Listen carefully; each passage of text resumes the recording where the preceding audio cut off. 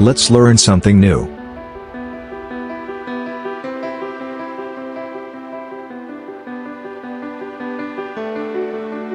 Today's topic: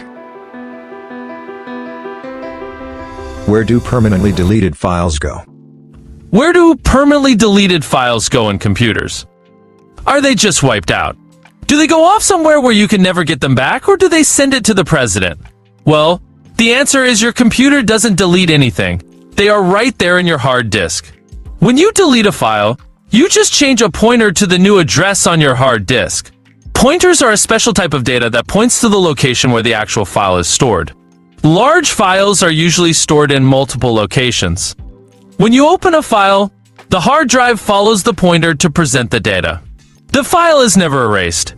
It is present physically on your hard disk, but the address where the file is located is made available for the next read-write operation. You can get those files back using special software unless the location has been overwritten. Although, overwriting doesn't guarantee that your files are gone forever.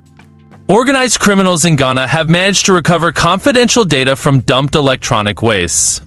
So if you are working for any secret agency, it's better to destroy your hard disk rather than throwing it away.